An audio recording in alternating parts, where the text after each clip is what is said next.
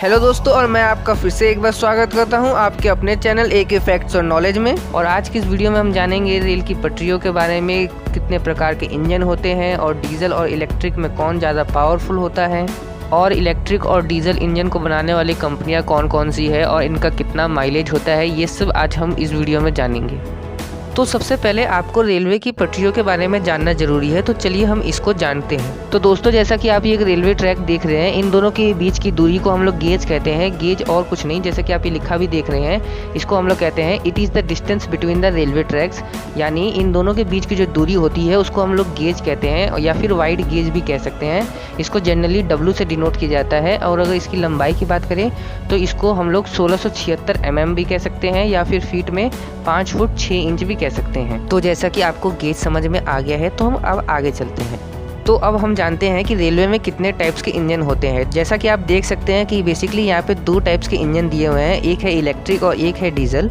तो जैसा कि आप नीचे भी देख सकते हैं कि एक तरफ इलेक्ट्रिक इंजन है और एक तरफ डीजल इंजन है। तो जैसा कि आपको इनका टाइप पता चल गया, तो अब हम जानते हैं कि इनको नाम कैसे दिया जाता है। तो दोस्तों, जैसा कि आपने कभी कभी यात्रा के दौरान ये देखा होगा कि लिखा होता है इंजन पे WAP7 या WAP9। तो देखिए, हम समझते हैं कि इनको कैसे नाम दिया जाता है। तो जैसा कि W तो सबके आगे लिखा रहता है। W का मतलब होता है वाइड गेज, यानी चौड़ी पटरी पर चलती तो सारी हैं।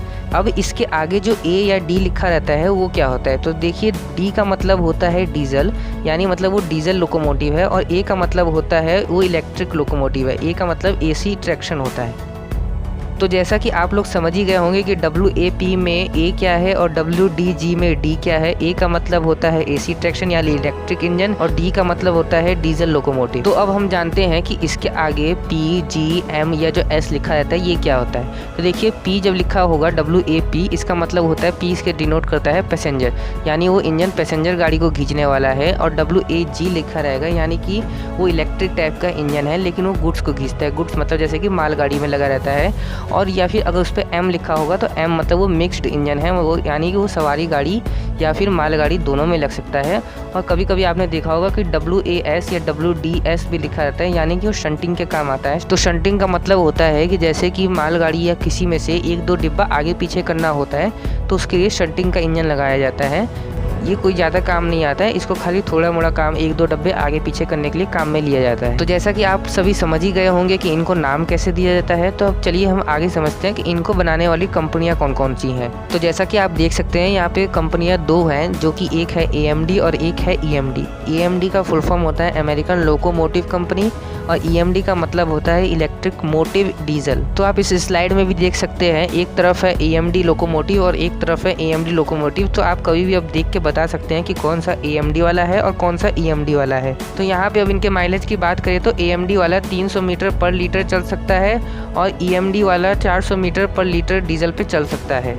यानी कि EMD वाला ज़्यादा पावरफुल है एज़ कम्पेयर टू AMD के, और EMD वाला कम धुआं भी देता है एज़ कम्पेयर टू AMD के। तो आप सब समझ ही गए होंगे कि कितने टाइप की कंपनियां होती हैं इनको बनाने वाली। तो आइए अब समझते हैं कि सेम पावर का डीजल लोकोमोटिव और सेम पावर का इलेक्ट्रिक लोकोमोटिव में कौन शक्तिशाली होता है। कई लोगों के बीच में सवाल रहता है कि इलेक्ट्रिक लोकोमोटिव है तो इसमें प्लस माइनस क्या होता है। देखिए, इसमें प्लस माइनस का कोई सिस्टम नहीं होता है, वो DC करंट में होता है, और ये है AC करंट से चलने वाला। इसमें फेज और न्यूट्रल होता है। फेज मतलब करंट आने का रास्ता, और न्यूट्रल मतलब करंट जाने का रास्ता।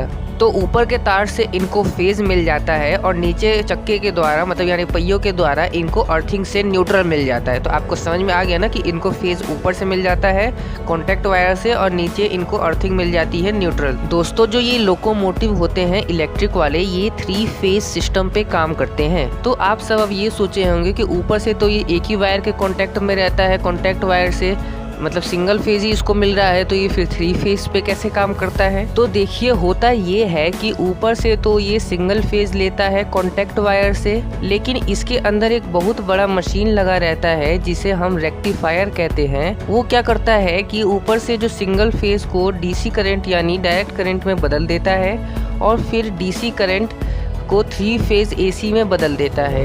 इस तरह ये 3 फेज AC से चलता है। तो आप अब समझ ही गए होंगे कि पहले सिंगल फेज AC को लेकर फिर DC में और फिर DC से लेके 3 फेज AC में कन्वर्ट कर लिया जाता है। तो दोस्तों अब आप तो सोच रहे होंगे कि हम समझ गए इलेक्ट्रिक लोकोमोटिव और डीजल लोकोमोटिव के बारे में।